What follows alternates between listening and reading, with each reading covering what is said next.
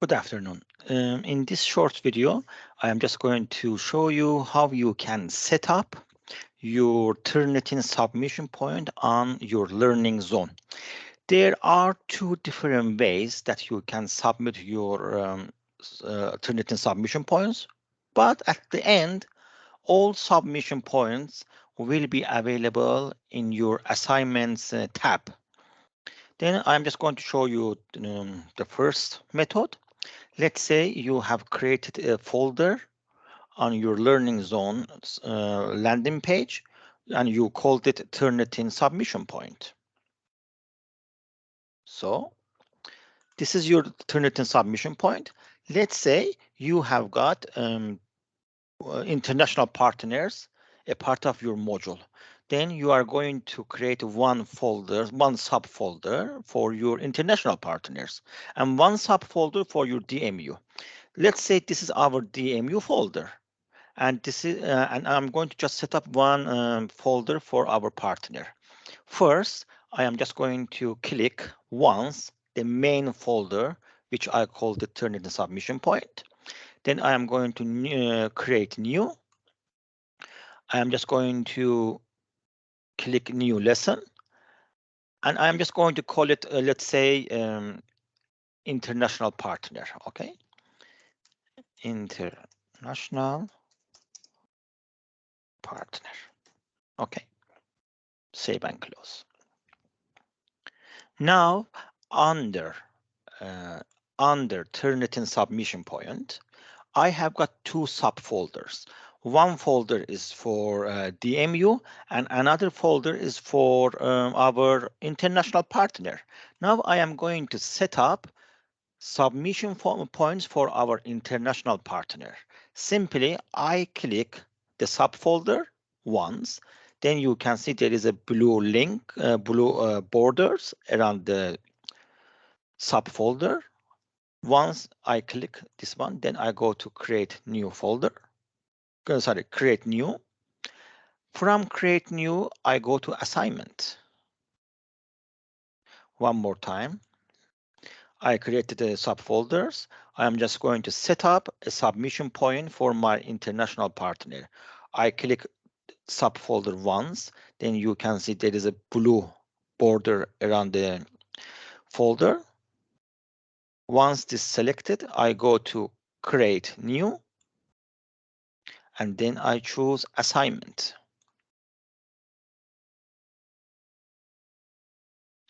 I will give a title for my assignment. I just call it, let's say, AS1 essay. Okay, and then I give more details in the instruction. Always grade out of 100. Always grade out of 100. Then you just put here due date. Let's say the due date is 31st of January and the time is 12 midday, 12 noon. 12 noon. So let's just save it. I am just going to change a number of settings. Save. Now on the right hand side, there are three folders here you can see. First, availability. Start date. It means when a student can see the submission point, just from today. And you can just set up the date, time. I'm just setting up today, 12 a.m. midnight. Please leave end date. Don't select any date. That's all, finish. Now I am going to second folder. This is individual assignment, yes. Then all unlimited files or one file. Usually students submit one file. I am just going to select one file. Then I am going to choose from restrictions, no restrictions. You can see allowable file extension. I am going to choose compatible with Turnitin. Okay, compatible with Turnitin. This one is very important. You must select only the most recent submission is kept. If you don't select this one, let's say if a student submits 3, 4, or 5 times, then the system will keep all 5 submissions. But please select the last option, which is labeled as only the most recent submission is kept. Please click this one. It's very important. So I am going to evaluation and feedback. I am going to evaluation and feedback section. If the assignment is anonymous, you tick this box. If the assignment is not anonymous, just untick. In this case, the assignment is not anonymous and we can see the student's name. Okay, so I'm just going to save once to save our setting. Once I saved it, and then I am going to manage Turnitin. See, if you go to evaluation feedback, there is one option at the end called manage Turnitin. I am clicking manage Turnitin. I am just going to tick the first box. It says enable similarity report for students. Yes. Then display to students. Yes. Automatic similarity checking all the submission. Yes. Enable online grading for this folder. Yes. And automatically synchronize grades as a draft in Brightspace. Yes. Then please save it. Go back to manage Turnitin one more time and go to more options. When you click more options at the bottom, you can see it's going to be similar to our Blackboard experience. You are going to just attach your rubric. Yes, I have a rubric. I'm going to attach my rubric. I'm just going to choose one of the rubrics here, for example. Similarity report, generate similarity reports for student submission. Please select the second one, which says create reports immediately. Student can resubmit until due date. It means you are giving students this option to resubmit several times. There is no limit. I usually choose the second one. Then I'm giving students this option to resubmit several times until the deadline. Okay. I am just selecting generate reports immediately. So the next one setting is exclude small sources. I'm going to click this one, and then I will put 10 words. It means up to 10 words similarity, the system is not going to recognize the similarity report, I mean. Then I am just putting up to 10 words, and these are all ticked, and that's all. Submit. Save and close. Okay. Then you can see now I have got main Turnitin submission point. When I click, the first one is DMU students, DMU campus, and the other one is international partner. And I created one submission point for international partner. You can see all your submission points under assignment tab. If you go to the assignment tab here, assignment tab, you can see all your submission points that are linked to your module. At the moment, I have 2 tests. Okay, so this is the way how you can set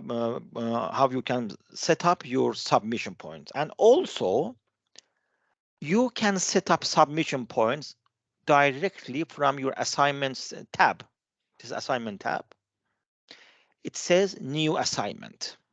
See, new assignment. You can just simply click new assignment, and this will take you to the exactly same process, which I have already showed you and explained. Exactly same. There is no differences. Okay. This is the way how you are going to set up your submission point. Let me just give you one example. This is the submission I had, and it's an anonymous submission. You can see there is a user and the submission. This submissions shows you the student submitted. Okay. And these are the submission we had.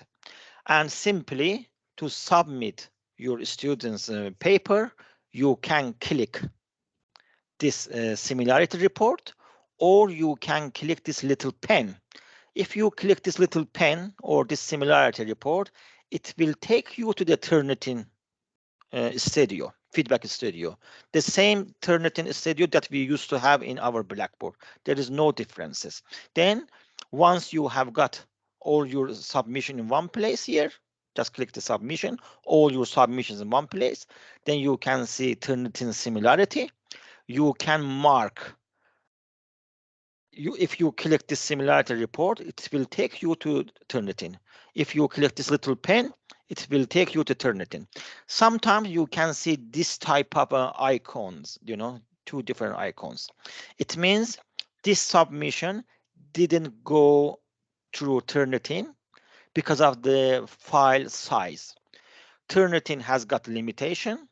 More than 100 megabyte is not going to accept more than 100 megabyte. Then the submission will stay in learning zone.